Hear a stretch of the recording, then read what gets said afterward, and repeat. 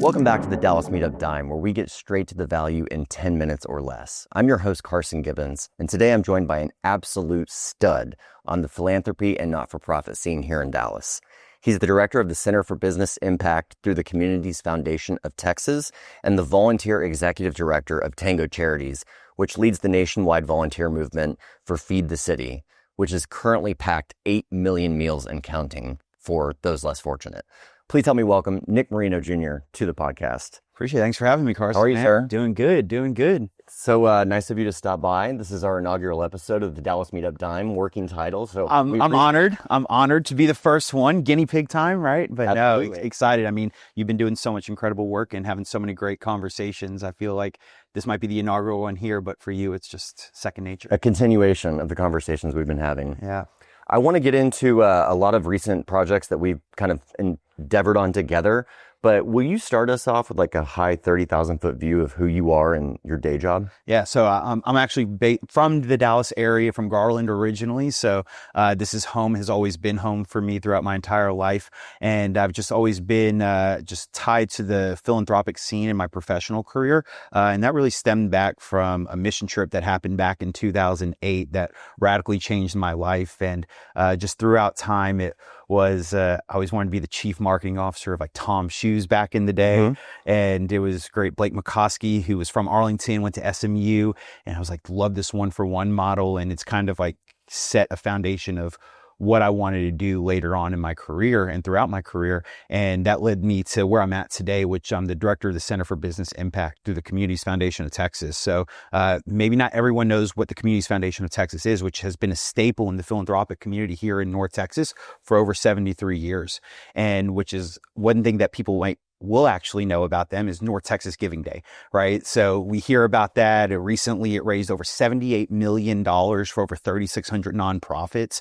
And it was absolutely incredible of what that one campaign did. But there's work all year round that CFT does here in North Texas. And I get to lead the Center for Business Impact. And we have an incredible team that works with companies on their philanthropic giving strategies. So this is monetary giving. This is community engagement. It's some professional development on the philanthropy side. But we get to work with companies of all sizes, whether it's your big names that have a couple thousand employees down to your small local mom and pop law firms or accounting firms and things of that nature. And you illustrate the pathways with which they can deploy charitable dollars, essentially? Yeah, so we have 3 pillars that we really work with, right? So we call it strategic giving, and that's the monetary piece, right? We think that there should be strategy in all parts of your business, whether it's marketing, whether it's operations, and also in philanthropy, right? Philanthropy shouldn't just be a social media, take a picture moment, post it, and we move on, and that's it. Helping them understand where their dollars are going and the impact that it's making here in their community, right? Interesting. I didn't understand that. I didn't know that that was the mission.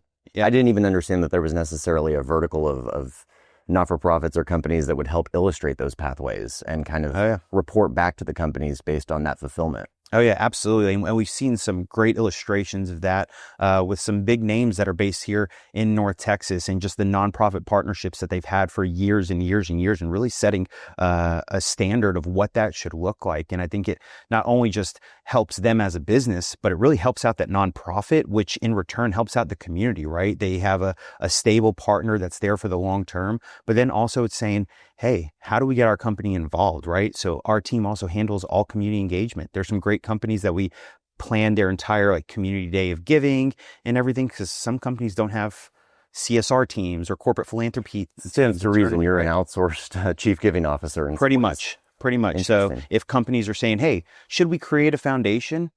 Maybe that might be the opportunity, but we have another solution that can actually help because foundations are a big thing to run. It's a big thing to take on. A lot of people don't realize that. Everything from the bylaws to the yearly IRS piece and all that fun stuff and the legal pieces that it comes with a foundation. Where was the mission trip to? The mission trip was to the Dominican Republic. So I went there in 2008 while I was in the midst of playing college baseball and went out there and I had some offers to keep playing because I played junior college baseball here in North Texas. And so I was in my transition phase to keep playing at a 4-year university afterwards. And I came back and decided to give up baseball. I went there to actually teach baseball to kids, which is kind of crazy. It's like like Dominican kids are good at baseball, right? Like they're better than me at the college level. I was looking at these shortstops and stuff. I was like, man, he's really good. And he throws harder than me. And I'm 10 years older than him. But, anyways, so I was out there and, we were in Barona, which is 4 hours outside of Santo Domingo.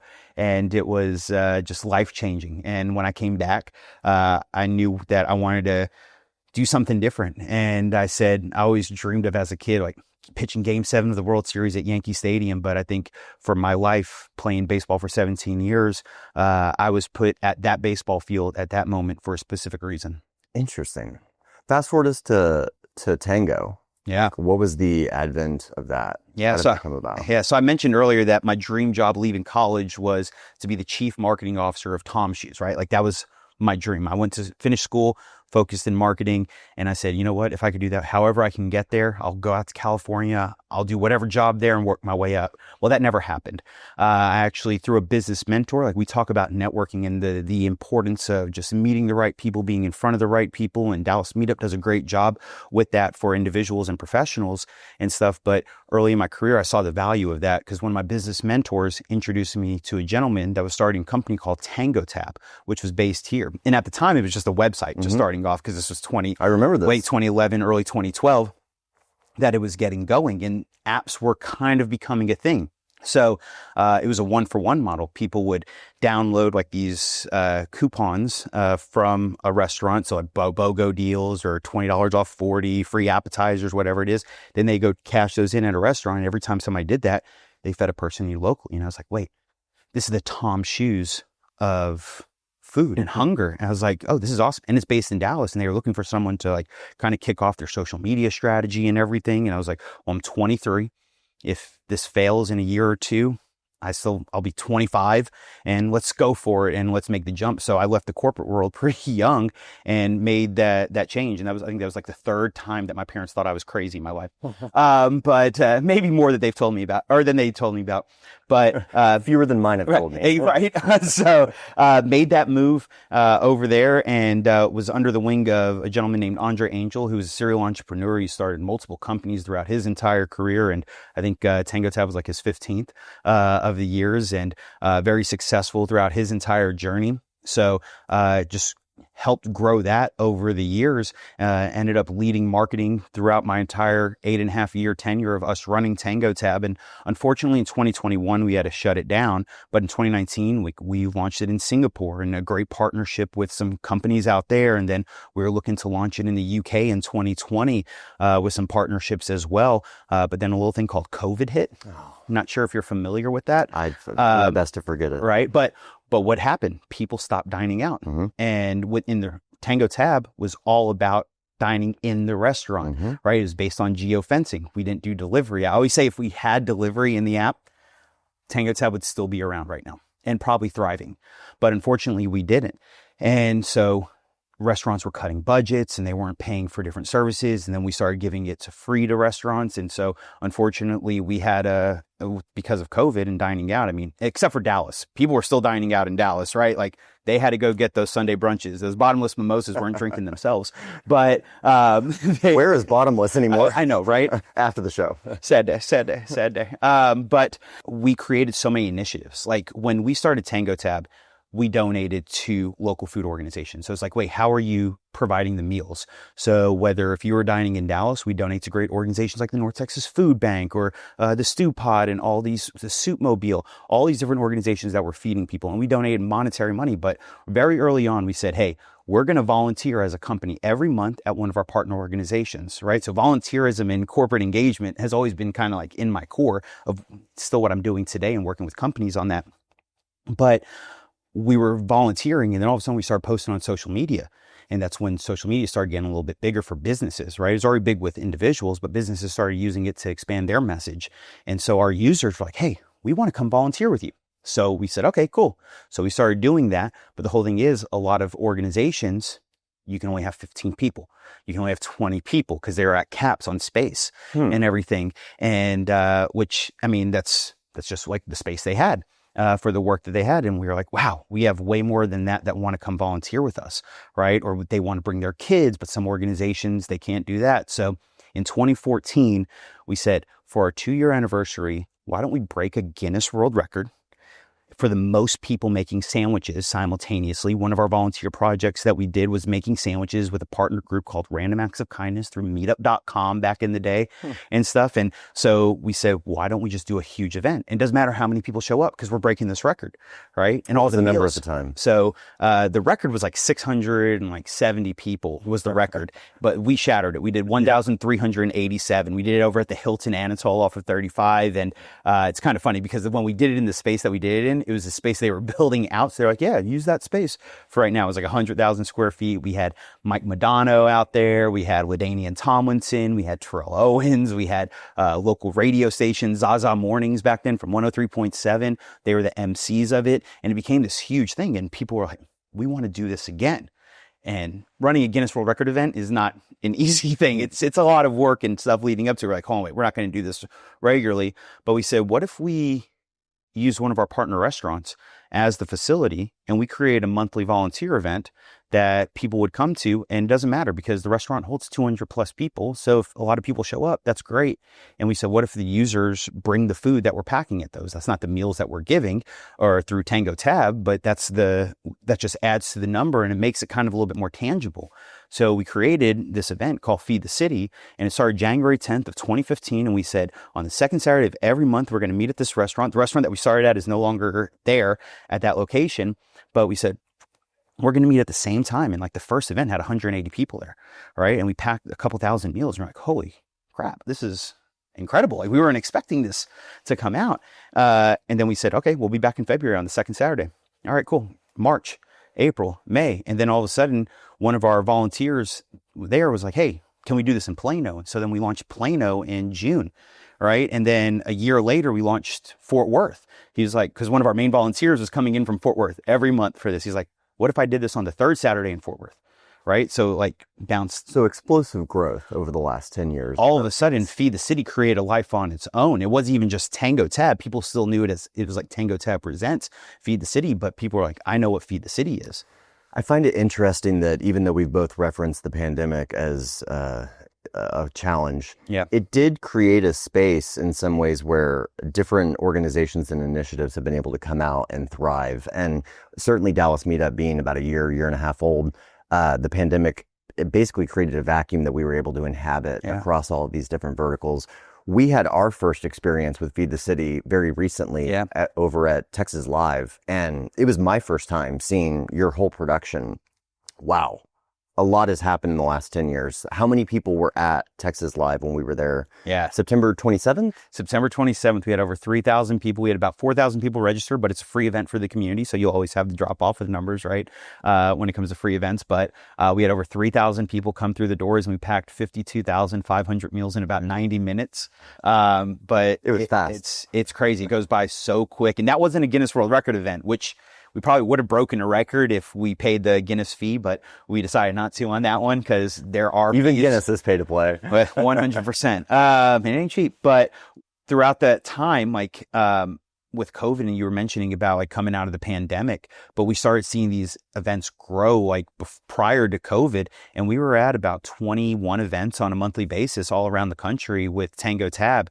But when we shut down Tango Tab, we had Tango Tab, which was a for-profit. So it's a 1-for-1 model, similar to Tom's, for-profit, Warby Parker, for-profit, Bomba Socks, for-profit, all 1-for-1 models that make an impact, which I love social enterprises, right? But we had our charity arm, Tango Charities. And that's where we housed like things like Feed the City. We had our Cultivate Garden programs. On MLK Day in 2019, we did our first garden. We revitalized the garden at the Bridge Homeless Shelter and created an entire program for them to be able to train individuals through that. It was really cool. So we started all these other initiatives outside of the app. So when we shut down the app in early 2021, we said, well, what are we going to do with Tango Charities? What are we going to do with all these events? And I said, you know what? I'll stay on as the volunteer executive director. My name was already on the organization itself. And I said, you know what? I'm going to continue to be the volunteer executive director, and this will be my hobby. I say, I have friends that go out and golf once a week, right? And what are they doing? They're spending 5 hours of their time on a weekend or whatever on a golf course. Okay, I'll go to a golf course. I'm not trying to be the next Tiger Woods or something like that and break 70 or something, right? I know that's not in my thing. So what is my hobby? My hobby is creating these events on Saturday morning. So just like somebody goes fishing on a regular basis or hunting, I have friends that go out to their deer lease every single weekend and stuff like that. That's not what I'm doing, but this is how I'm utilizing my extracurricular time. On behalf of your return on energy and longevity, please take a moment to go to a deer lease or a golf course at some point. Don't work yourself to for sure, frenzy here. I get my time on the golf course. But what is your ask of our community? How can we better assist you with all of these initiatives? What would be your ask to the Dallas Meetup community? I think the number one thing is show up. Like my thing with philanthropy is how do we make it easy for people to give? People want to give. People want to make an impact in the community. How do we make this something that is low-hanging fruit, that's consistent, right? So when we decided to keep Tango Charities rolling and everything in our Feed the City events, we're up to 42 monthly events. Right? People might be listening to this, not just in the Dallas area, because with social media, it expands, right? If you're listening to this in Kansas City or in Seattle and you want to start an event, we can get that started for y'all, right? And we can get you involved in the community. And what I love is that we have Feed the City leaders all around who are now becoming that person inside of Alpharetta, Georgia, inside of Hendersonville, Tennessee. You've created an ecosystem and incentive system where it streamlines people's ability to go out and volunteer for these types of things. And that was what really stood out to me. We're obviously a bully pulpit. We were able to just kind of get on our megaphone and help amplify the actual event, get our own signups. I've committed to 10xing that next year for our participation, but you've really built that system and we owe you a huge debt of gratitude for that. You're really making a difference in this community and we appreciate it. I just say that I'm the person that's creating the graphics and putting that online. It's the individuals that are showing up, right? Our motto at Tango Charities is it takes you, because it takes a community. It's not me that's doing it. I don't know how many meals I've packed over the years, but I know there's volunteers that have packed way more meals than I have. I feel the same way. I just use this mouth of mine and stuff that the good Lord blessed me with and everything to get the word out, right? It's the individuals that are making the impact. And my favorite thing about it is over the last few years, the meals, we know the impact that's making. We hear from our partner organizations all the time. Now, they're the ones that distribute it, right? We're not taking the place of food pantries or anything. We partner with them. They're the ones that distribute the food. It's us that are bringing the people together. So over the last few years, what I started to look at, I was like, we're not just impacting the people receiving the meals. We're impacting the people that are volunteering. Like we have kids coming and volunteering for their first time ever. We have families that are on a yearly basis are coming because it's in memory of someone that has maybe passed or anything like that, or alumni groups or Girl Scout troops or hockey teams or whatever it is. In 2017, I'll never forget it. We were sitting outside of our Fort Worth Feed the City event and a 6-year-old young man came up to me and he's like, I need to interview someone for my school that's part of like philanthropy. He did a presentation and over the years, he's become kind of like my little mentee, not kind of, he is. I'm my little mentee and befriended his parents and everything. And he's gone on to create some incredible initiatives.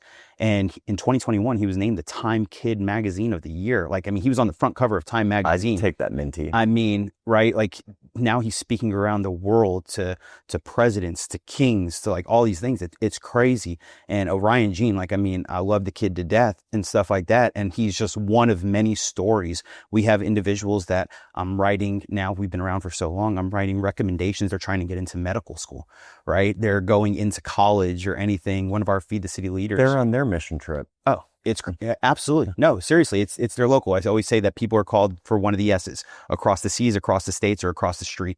So it depends on where you want to give on stuff, on where you're called. And some of these are across our own streets in our own neighborhoods. And by providing the across the street option, you can enable the across the world option in the future. Absolutely. I'm getting word from Jonathan, our producer, that we've already burst the Dallas Meetup Dime bubble. We are in excess of 10 minutes. Nick Marino Jr., I so appreciate your time. Thanks for everything you're doing. Thanks for listening. Appreciate you.